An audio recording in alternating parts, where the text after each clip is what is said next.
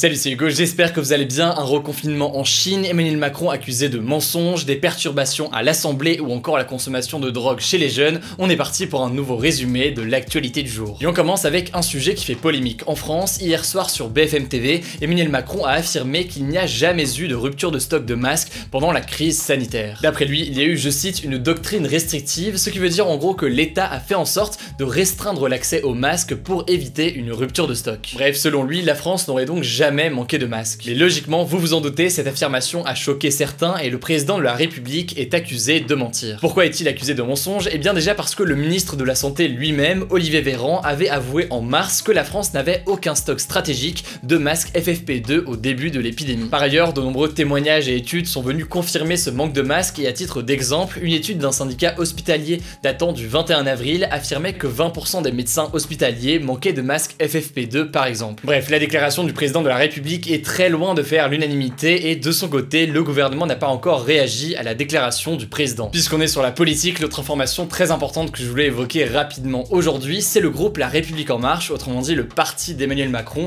qui a perdu la majorité absolue à l'Assemblée nationale. Je vous en avais déjà parlé il y a quelques jours, mais concrètement ça veut dire que La République En Marche n'est plus majoritaire, donc il y a désormais moins de la moitié des députés qui siègent à l'Assemblée nationale qui sont du parti d'Emmanuel Macron. Et ne pas être majoritaire, logiquement ça peut poser problème pour voter des lois car il faut la majorité à l'Assemblée nationale pour faire passer une loi. Mais alors, comment ça se fait? Eh bien 7 députés de La République En Marche ont décidé de quitter le parti car ils étaient en désaccord avec la politique menée par le gouvernement. En conséquent, ils ont donc formé un nouveau groupe à l'Assemblée nationale appelé Écologie, Démocratie, Solidarité, un groupe qui aurait pour vocation de se concentrer davantage que La République En Marche sur les questions de réchauffement climatique. La République En Marche a donc 288 députés, or pour avoir la majorité absolue, il faut avoir 289 députés, autrement dit un député de plus. Bref, pour voter des lois à partir de maintenant, le groupe de La République En Marche va devoir s'appuyer sur les 46 députés du MoDem, le parti de François Bayrou, puisque c'est un parti allié à La République En Marche. En tout cas, ce qui est sûr, c'est que cette perte de la majorité absolue est un coup dur pour La République En Marche, on verra ce qu'il en est dans les jours à venir. Autre information en France qui n'a rien à voir avec le coronavirus, c'est la consommation d'alcool, de tabac ou encore de cannabis qui est en baisse chez les jeunes. L'étude qui est sortie de l'Observatoire français des drogues et des toxicomanies concerne les adolescents de 11 à 15 ans. Et on commence avec l'alcool d'abord. 70% des adolescents français de 15 ans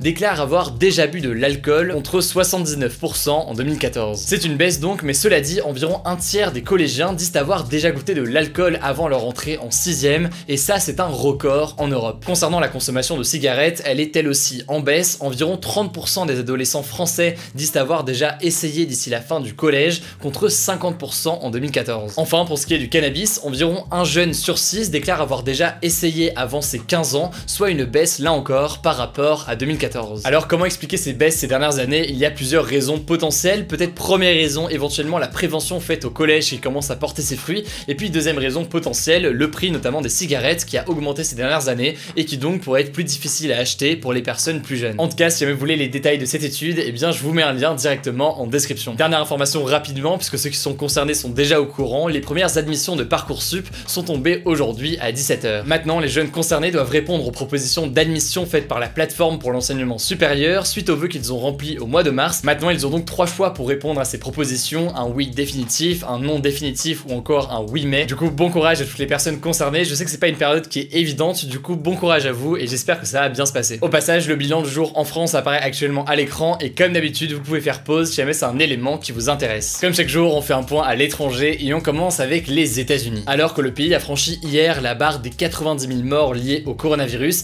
eh bien Donald Trump a avoué lors d'une conférence de presse qu'il prenait de l'hydroxychloroquine depuis une semaine en prévention. L'hydroxychloroquine, c'est un médicament utilisé à la base pour traiter le paludisme et qui est actuellement à l'essai, notamment à Marseille par le professeur Didier Raoult pour lutter contre le coronavirus. Le truc, c'est que pour l'instant, les scientifiques sont très partagés sur l'efficacité du traitement contre le coronavirus, notamment à cause des effets secondaires qui peuvent être très dangereux, par exemple pour les personnes qui ont des problèmes cardiaques. D'ailleurs, plusieurs Américains sont décédés après avoir ingéré des produits à base de chloroquine sans indication de médecin et sans faire attention aux doses. En tout cas, la déclaration de Donald Trump a entraîné beaucoup de confusion pour les raisons que je viens d'évoquer, et puis puisque l'hydroxychloroquine ne se prend normalement pas en prévention, mais plutôt une fois qu'on a été contaminé par le coronavirus. Bref, affaire à suivre, mais si vous voulez plus d'informations, je vous mets un lien directement en description. Et on continue ce point à l'étranger avec la Chine qui a décidé de reconfiner 108 millions de personnes après l'apparition l'apparition de 34 nouveaux cas de Covid-19 dans la province de Jilin, dans le nord-est du pays. La province et ses 108 millions d'habitants ont été placés en quarantaine, les bus et les trains ne peuvent plus y entrer ni sortir, et concernant les écoles, elles ont toutes été fermées pour éviter une seconde vague de contamination. Pour l'instant, le gouvernement chinois refuse de parler de seconde vague, mais dans les régions qui ne sont pas confinées, eh bien les mesures sanitaires se renforcent, comme on peut le voir sur cette vidéo,